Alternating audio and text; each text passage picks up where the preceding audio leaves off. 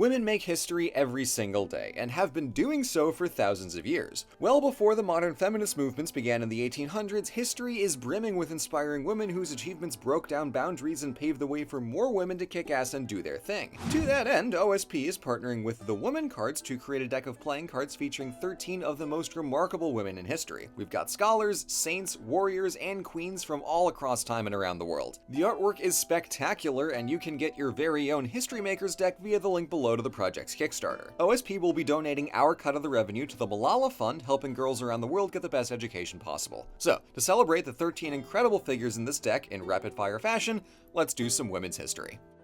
We'll start in Japan in the late 1100s, where rival families fought for military dominance. Both the Taira and Minamoto clans commanded vast armies of samurai, but fighting alongside them were female warriors trained in sword fighting, horse riding, and archery known as onamusha, the most famous of which was Tomoe Gozen. Hailed as a warrior worth 1,000, ready to confront a demon or a god, Tomoe was among the most fearsome generals of the war, commanding 300 samurai in battle against the Taira clan and, later, against her master's cousin, the future shogun. Bad news for Tomoe, but in centuries following, her valor became legendary. Ancient India in the Vedic period was a time when the core scriptures of Indian culture were debated and codified, and one contributor was Gargi Vachaknavi. Herself the daughter of a sage, she was intellectually curious from a young age and later wrote hymns for the Rigveda, which is best known from a story in the Upanishads where she took part in a philosophical debate organized by the local king. Yajnavalkya challenged his fellow sages on the topics of Atman and the universe, and not only was Gargi the only woman present, she was one of the few brave enough to argue with him and the only one who could debate him to a draw, earning high praise for both her brilliance and her tenacity. In 267 AD, the widow of a local king became the most powerful woman in the world. When Queen Zenobia of Palmyra took over from her assassinated husband, her once small state at the edge of Roman Syria was in charge of protecting the entire east of Rome from the Sassanid Persians. Despite the enormity of the task, Rome's peril was Zenobia's gain, as her rule was stable, prosperous, and culturally rich, while her soft power over Egypt and Anatolia led to full annexation in 270 and the creation of a Palmyrene empire. But soon, Rome got its act together, reconquering Palmyra and taking Zenobia to Rome as prisoner, where she spent the rest of her life, smug in the knowledge that, however briefly, she beat Rome at its own game. The most famous queen of Egypt's new kingdom began her reign as merely the regent to her dead husband's infant heir, but soon Queen Hatshepsut cited her own royal lineage to justify proclaiming herself as pharaoh. From there, she wasted no time bringing Egypt to new heights. After launching trade expeditions down the coast of Africa to the land of Punt and re-establishing links with the Levant, her massive piles of gold found use in hundreds of construction projects across Egypt, restoring and embellishing existing temples while building brand new ones too, including the most ornate mortuary temple any pharaoh had yet built. Although her successors tried to wipe all records of her reign, her accomplishments were just so massive that they'd speak for themselves no matter what. Medieval monasteries were often centers of scholarship, but few monks could compete with the raw genius of the German Benedictine abbess Hildegard von Bingen. This turbo-polymath was a writer, philosopher, natural scientist, medical scientist, theologian, and, most famously, the most prolific composer of monophonic chant in the entire medieval period. Hildegard wrote treatises on whatever she could and made 3 full illuminated manuscripts depicting the divine visions she received throughout her life. Beyond her immense work in the convent, Hildegard preached about church reform all across Germany. Little surprise she was later canonized as a saint.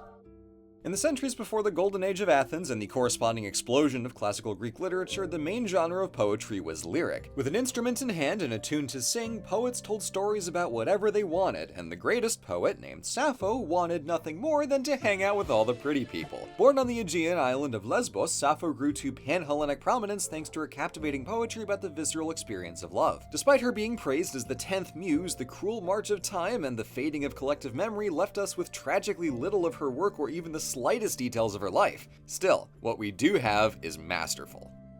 In the Golden Age of Islam, the Andalusian city of Cordoba was the capital of a caliphate and an unparalleled hub of culture. Of the over 170 women working as scribes in the court of Al-Hakam II, the most remarkable was his secretary Lubna of Cordoba. Coming from humble origins as a Spanish slave, Lubna was renowned for her skill in mathematics and the quality of her poetry, and the caliph entrusted her with the creation of a library in his royal palace, the Medina Azahara. Her library was said to contain hundreds of thousands of manuscripts in Latin, Greek, and Arabic, many sourced from her own travels across Iberia and the Mediterranean. So not only was she brilliant, she had the coolest job ever.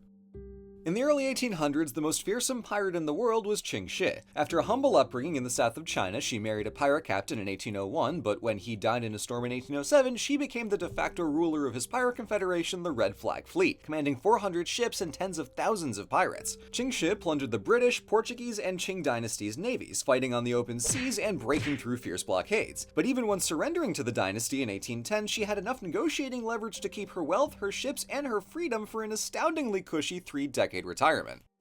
As the daughter of the Byzantine Emperor Alexios Komnenos, Princess Anna Komnene had access to the very best education the Eastern Roman Empire could provide. Even so, she broadened her curriculum by sneaking copies of the Iliad and Odyssey out of the Royal Library of Constantinople. With training fit for an empress, she administered a hospital in the city and attended her father's royal court, getting an up-close view of the politics of the First Crusade. However, a late-coming younger brother took her place as heir, and he banished her to a monastery for trying to supplant him. Begrudgingly trading her crown for a quill, she spent her last decades composing the Alexiad, a masterful epic poem recounting her father's life and reign. Just 2 decades after their arrival into Britannia, Queen Boudica of the Iceni tribe had good reason to hate the Roman Empire. After her husband died in 60 AD, leaving half his kingdom to Boudica and their 2 daughters, Rome ignored his will entirely and confiscated the kingdom, brutalizing Boudica and her daughters in the process. In response to Rome's abject depravity, Boudica led over 100,000 warriors in open revolt, burning Roman cities and killing their citizens as retribution. Although the governor of Britannia defeated her in battle, suppressed her revolt, and established full Roman authority in the province, Boudica has remained a symbol of revolutionary spirit ever since.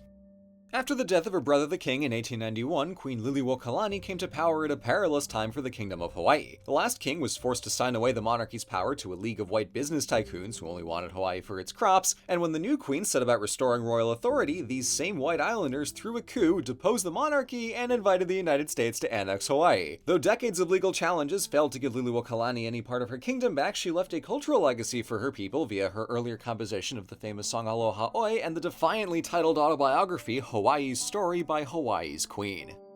After marrying into the French royal family in 1137, Eleanor of Aquitaine had a subpar experience as queen, so she called a do-over and tried it again in England. Having suffered through the failed Second Crusade and 15 years of heirless marriage to King Louis, Eleanor divorced him and married the soon-to-be King Henry II, combining their territories to form the Angevin Empire. She and Henry weren't a great match either, as she started a revolt and he put her in prison, but after she outlived him, Eleanor happily served as regent for her beloved son Richard the Lionheart. And that is how you play the long game. Forget the husbands, just be queen. And, of course, we end with Cleopatra. Raised in the cultural capital of the Greek-speaking world, she had the Library of Alexandria on tap and knew all the classics we'd expect, but she differed from her royal Macedonian predecessors by actually learning Egyptian and several other languages. All these smarts and charisma went to good strategic use as Cleopatra leveraged wider Mediterranean conflicts for her own advantage and the good of her kingdom, resulting in a prosperity Egypt hadn't seen for centuries. Unfortunately, her second husband was not a match for her brilliance, so she was outplayed by Rome, losing her kingdom and her life, but not her glory.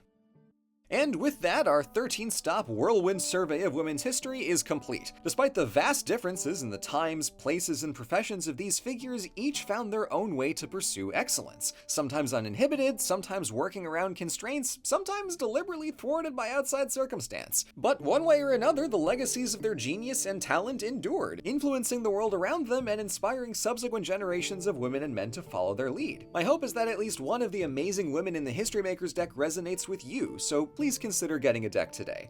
The Kickstarter is live for the month of March, so don't miss out. Link in the description.